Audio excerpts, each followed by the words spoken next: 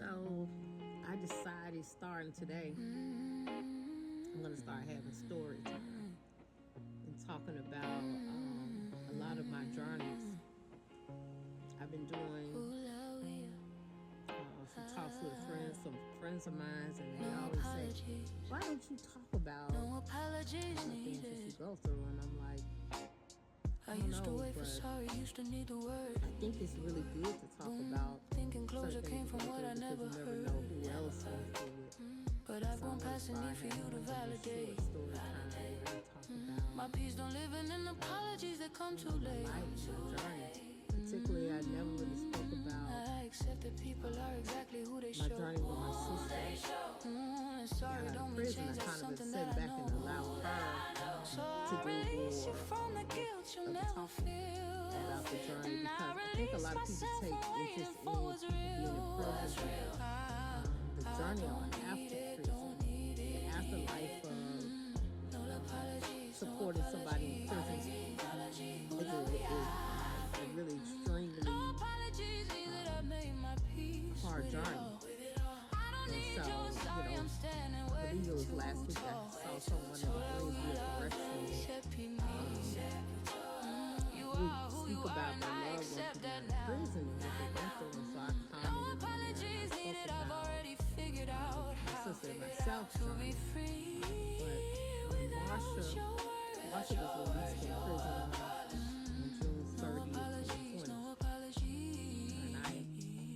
And I had, she had did the second, she was granted the second capacity release in the Eastern District of Norfolk, Virginia.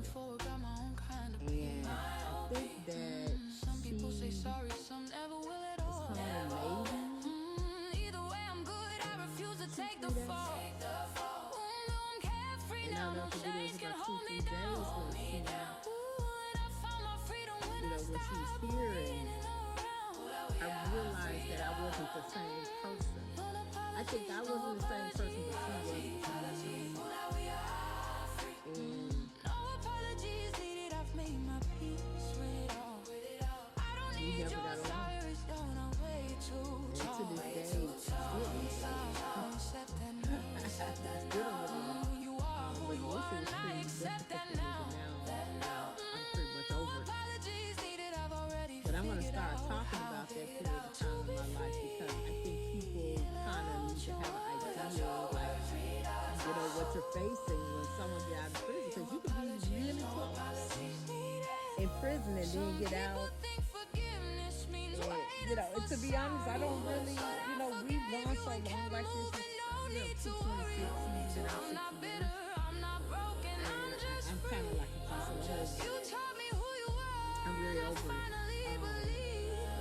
Because I feel like it is what it is. She's still my sister. She'll always be my sister.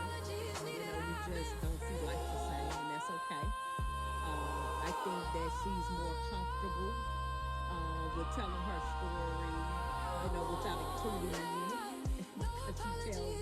My sister tells a very different story of her incarceration that looks like she walked the whole journey by herself. For a long time, I let her tell it or whatever, but it's kind of just like some things you can't do on your own in prison. You gotta have somebody out here. Everybody gotta have somebody out here.